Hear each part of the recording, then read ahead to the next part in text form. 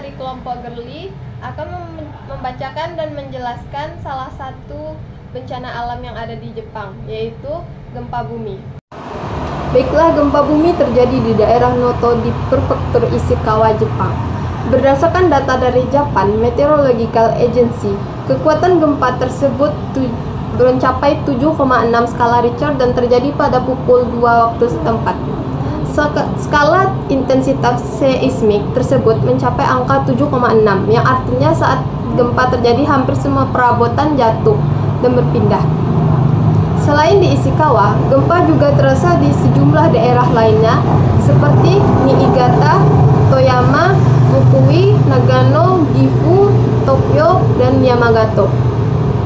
Pakar gempa dari Institut Teknologi Bandung, Profesor Dr. Irwan Mailano, STMSC, mengatakan sumber gempa di pantai timur Jepang lebih berbahaya karena kekuatannya dapat mencapai 8 skala Richter.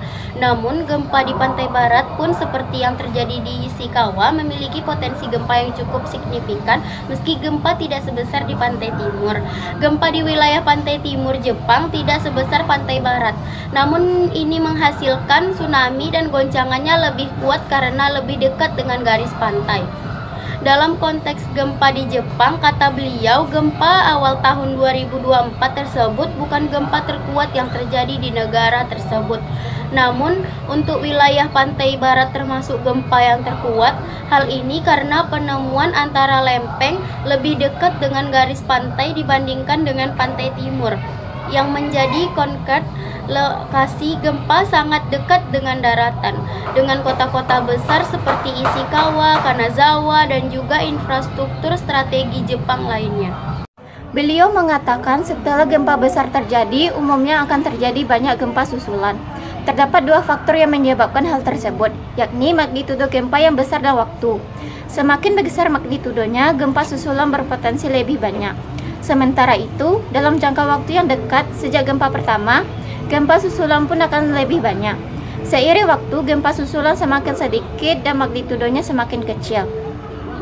Faktor lainnya menjadikan gempa susulan banyak terjadi karena banyaknya jaringan pengamatan gempa di Jepang.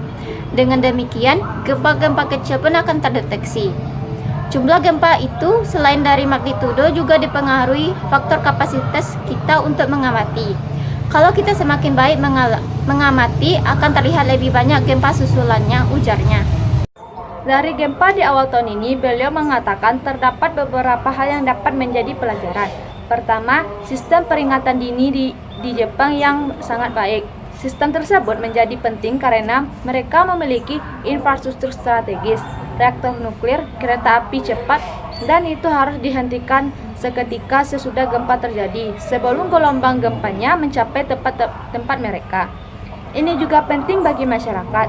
Ini pembelajaran yang sangat penting, jadi selayaknya pun kita sudah memiliki kapasitas, ujarnya. Kedua, pembelajaran dalam konteks infrastruktur kualitas bangunan. Dibandingkan dengan goncangan gempa, kerusakan yang terjadi lebih sedikit. Hal ini membuktikan bahwa Jepang memiliki kualitas infrastruktur yang sangat baik. Sekian penjelasan dari kami. Apabila ada salah dan kurang, mohon dimaafkan. Assalamualaikum warahmatullahi wabarakatuh.